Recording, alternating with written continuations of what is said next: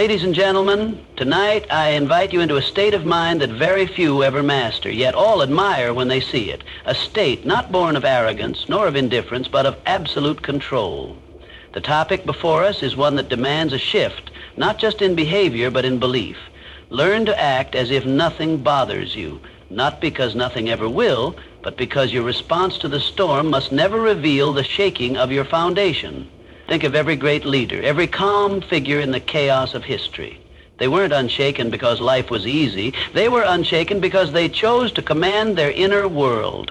They learned the power of posture over panic, of discipline over reaction, of silence over emotional outburst. They moved through adversity as if it barely grazed them, not because they didn't feel, but because they understood. Emotion is fuel, but untrained emotion is fire. You see, the man or woman who acts as if nothing bothers them is not denying reality. They are mastering it. They are choosing to respond, not react, to rise, not retreat, and most of all, to protect their energy as if it were treasure, because it is. The person who can remain composed when the world expects chaos is the one who owns every room they walk into. So as we begin, I challenge you not just to listen, but to shift, to step into a version of yourself where your emotions no longer announce your weakness but amplify your strength, where your calm presence becomes your quiet rebellion against the noise. Because when you learn to act as if nothing bothers you, you don't just survive the game, you change the way it's played. Emotional control is your ultimate display of inner strength. In a world where most people are triggered easily, where reactions are fast and unchecked, the ability to remain centered is rare. It's easy to be calm when life is easy, when everything is going your way, when no one is challenging your ego. But the real test of power is how you carry yourself when things aren't ideal, when the pressure is on, when people are watching, when provoked, misunderstood, or tested. That's when your emotional discipline either exposes your weakness or reveals your strength. Most people don't control their emotions, they obey them. They let frustration dictate their tone, let anger shape their decisions, let fear talk them out of action. They confuse feeling something deeply with needing to express it immediately.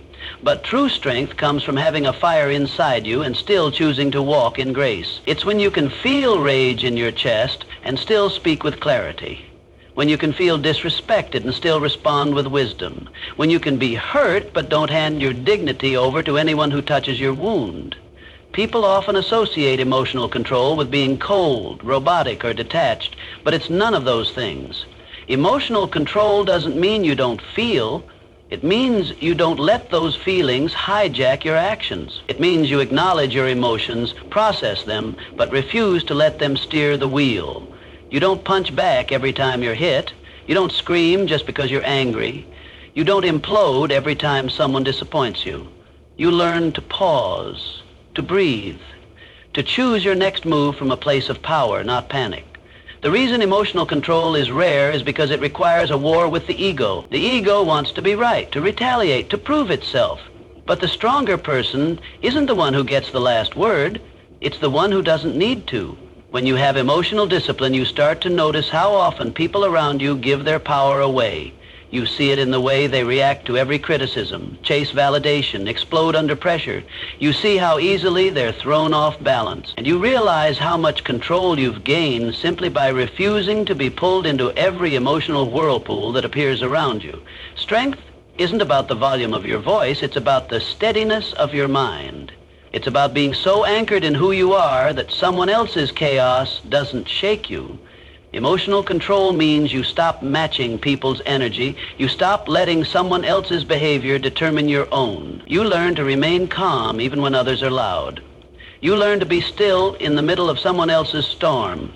You train yourself not to be baited by drama, not to be pulled into nonsense, not to let temporary emotions make permanent decisions for you. It's not easy. There will be moments when you feel the anger boiling up, when you want to snap, to prove your point, to defend yourself.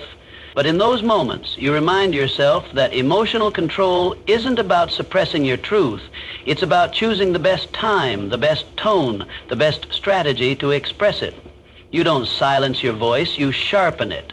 You don't bottle your emotions, you discipline them. You direct them with intention rather than releasing them without aim. In every room you walk into, the one who holds emotional control holds the power. People respect composure more than outrage. They may not always admit it, but they feel it. Your ability to remain unfazed under pressure, to stay calm in crisis, to act with thought instead of impulse, it commands attention. It sends a message that you are not someone to be easily shaken, not someone to be emotionally manipulated, not someone who loses their mind when things go sideways. And that presence, calm, clear, composed, it's rare because it takes work, it takes awareness, it takes practice every single day. It's choosing not to respond to every slight. It's learning the difference between reacting to prove a point and responding to protect your peace. It's recognizing when someone is trying to trigger you and deciding not to hand them that kind of control. Because the moment someone can provoke you on demand, you've given them power over you. But when you can stand there, feel the emotion rise, and still choose your response, that's when you realize the strength you've cultivated is no longer dependent on external peace. It's coming from within. Silence in chaos signals mastery, not weakness. When everything around you is loud, people panicking, problems multiplying, tension thick in the air, the person who remains silent isn't out of words, they are in control. Silence in those moments doesn't mean confusion or passivity. It means calculation. It means they're observing, thinking, choosing their moment with care. Because when your environment becomes chaotic, the loudest voice isn't always the strongest. It's often just the most reactive. Real strength lies in the ability to hold stillness when everyone else is unraveling. In a culture that values immediate reactions and quick comebacks, silence is often mistaken for insecurity or a lack of understanding. But there's a reason the most powerful people in the room are rarely the ones doing the most talking.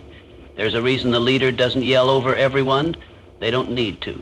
Their presence, their timing, their restraint speaks louder than volume ever could. Silence becomes a signal, not of defeat, but of discipline.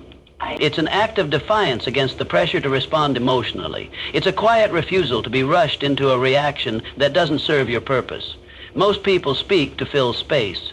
They feel uncomfortable in the gaps between noise. They feel the urge to defend, to explain, to argue, just to prove they're not weak. But silence isn't about avoiding the truth, it's about protecting it. It's the decision to wait until your words are anchored. It's the understanding that speaking from anger creates regret, while speaking from clarity creates impact. When you're silent in chaos, you give yourself the upper hand. You allow others to expose themselves, to speak too much, to reveal what they shouldn't, while you stay centered, grounded, unshaken. There's also a different kind of silence. An internal silence, the silence where your mind isn't scrambling to fix everything at once, or your thoughts aren't reacting to every external trigger. That internal stillness is what lets you think clearly when most would fall apart. It's the result of training, of self-awareness, of choosing not to let outside noise become inside noise, because chaos will always exist. You can't control every situation, but you can control the way you move through it. And the more silence you can maintain within yourself, the less you're controlled by the environment around you. The people who've mastered themselves don't flinch easily. They don't speak just to be heard. They understand that presence isn't measured in volume. It's measured in awareness, in discernment, in how and when you choose to move. Silence becomes a power play. It keeps people guessing. It gives you space to see the full picture while others are lost in the moment. It allows you to spot the gaps, the lies, the inconsistencies in the noise. And while everyone else is talking themselves in circles, you're conserving your energy, preparing your move, protecting your peace. Sometimes the most powerful thing you can do is nothing at all. Not right away, not when provoked, not when baited. There's strength in restraint, in pausing, in letting the fire burn around you while you remain the cold, calculating center. You don't need to be part of every argument. You don't need to correct every misunderstanding. The truth doesn't need to yell, it just needs time, and silence creates space for the truth to emerge while noise tries to outpace it. The person who holds their silence is often the one who sees the furthest ahead. There will always be people who try to interpret your silence as weakness. Let them. The ones who truly understand power will recognize what you're doing. They'll know that silence is rarely empty. It's loaded with intent. And the ones who don't see that, they were never your audience to begin with. You don't owe the world your every thought in real time. You don't have to broadcast your emotions to prove they exist. Your calm in chaos is not detachment, it's discipline. It's the ability to feel deeply and still remain clear-headed. Chaos has a way of making people reveal who they really are. Under stress, in tension, during conflict, true character shows. And when you can be the one who holds steady, who doesn't escalate, who doesn't get pulled into the drama, people start to see you differently. You become the anchor in the storm, the one they turn to when the dust settles. Not because you shouted the loudest, but because you remained grounded. Because your silence wasn't empty. It was full of awareness, presence, and the kind of control that can't be faked.